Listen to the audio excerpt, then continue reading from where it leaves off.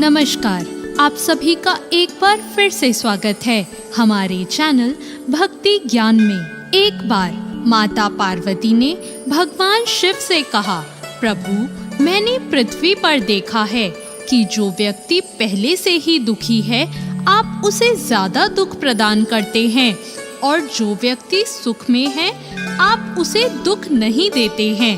भगवान ने इस बात को समझाने के लिए माता पार्वती को धरती पर चलने के लिए कहा, और दोनों ने इंसानी रूप में पति पत्नी का रूप धारण कर लिया और एक गांव के पास अपना डेरा जमा लिया।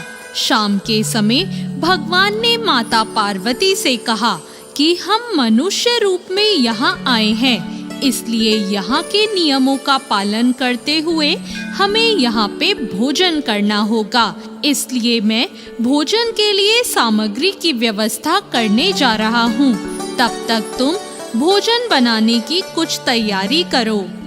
भगवान के जाते ही माता पार्वती रसोई में चूल्हे को बनाने के लिए बाहर से ईंटें लेने गई और गांव में कुछ जर्जर हो चुके मकानों से ईंटें निकालकर चूल्हा तैयार कर लिया। चूल्हा तैयार होते ही भगवान वहां बिना कुछ लाए ही प्रकट हो गए। माता पार्वती ने उनसे कहा, आप तो कुछ भी लेकर नहीं आए, अब भोजन कैसे बनेगा? भगवान बोले, पार्वती अब तुम्हें इसकी जरूरत नहीं पड़ेगी। भगवान ने माता पार्वती से पूछा कि तुम चूल्हा बनाने के लिए इन ईंटों को कहां से लेकर आई हो?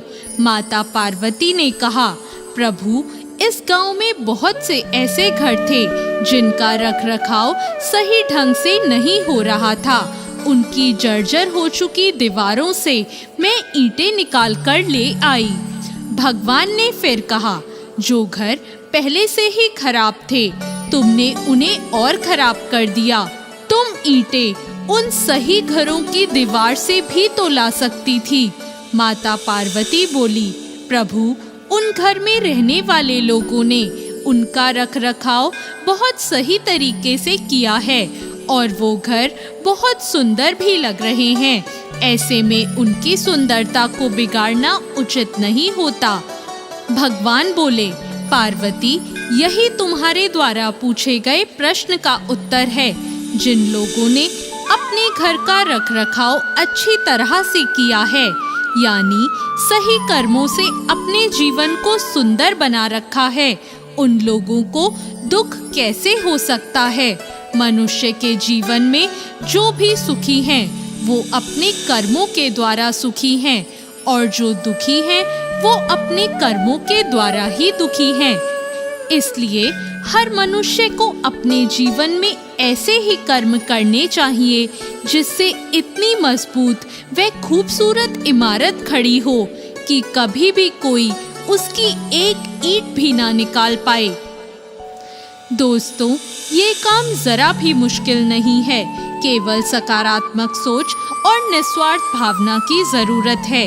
इसलिए अपने जीवन में हमेशा सही रास्ता चुने। तो कैसी लगी आपको आज की ये कहानी?